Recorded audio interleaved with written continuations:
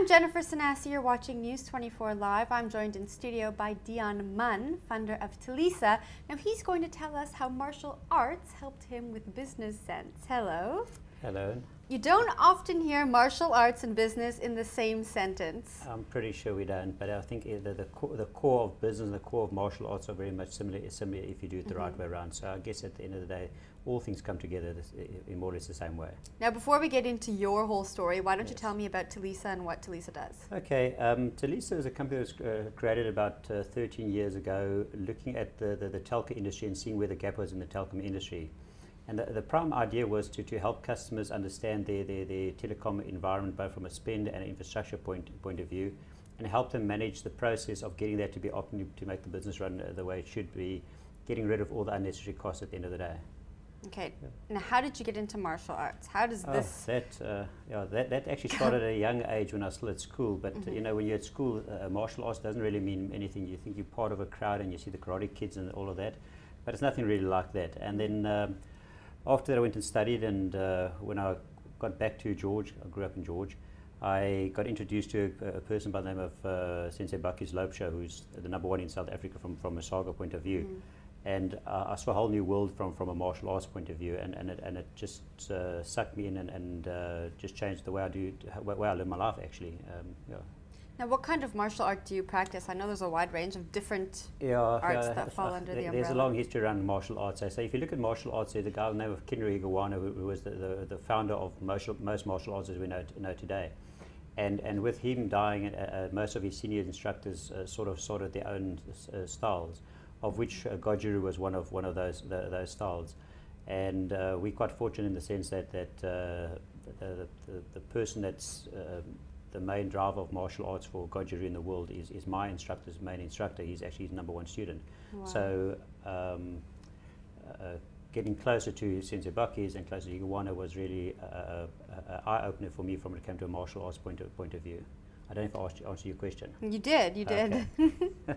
Now, how did you take the skills you learned in martial arts and transfer them to help you with your business? Okay. Look, I think the core of martial arts is about discipline, and I think business is about discipline.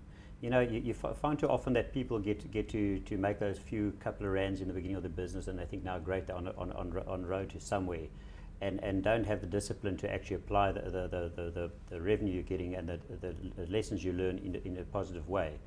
And where martial arts comes to the forefront is you actually learn to be disciplined. If you look at what we do from a martial arts point of view, it's very strenuous, and if you aren't disciplined in your mind to keep to certain focus areas, you won't be able to achieve much in martial arts in my view. And business is no different. So everything that I do is very much discipline driven. I mean, if I look at when I did my master's thesis, I did it whilst having a family, while working and while studying at the same time. And if it wasn't for the fact that you actually could discipline yourself to do exactly what you must do, when you must do it, you lose the plot. And business is no different. If you have to plan your day is one thing, and you have to live your plan, and that's the discipline behind that as well. So it's really that. Would you say people could learn that discipline from any sport? Yes, I do believe so. I think any I'll get to the sport part just now, but I do believe that people can learn discipline from a lot of other disciplines as well. It's all about dedicating your abilities, or dedicating yourself to the abilities that you have, and making sure that you do achieve the steps that you have to achieve. I think the biggest part of discipline is planning your life and then living that life as well, and that's where the real discipline part comes in as far as I'm concerned. So whether you're a swimmer and you know you have to get up every single morning and swim 40 laps, if you don't, you won't be able to get anywhere really at the end of the day. So I do believe it can come anywhere.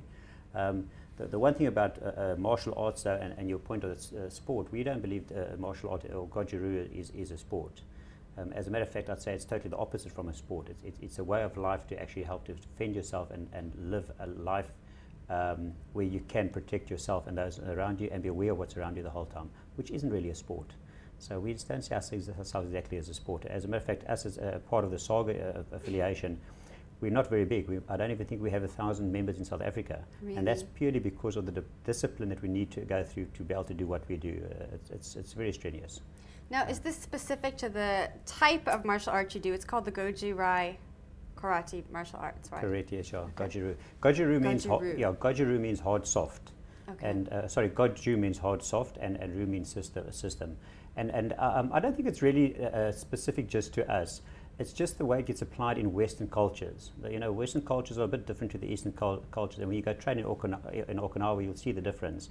Western cultures is about achieving levels and getting recognition for what you're doing. The Eastern cultures is about improving yourself. And it's a huge big difference between the two. Yes. So I do believe all martial arts have the same core in them.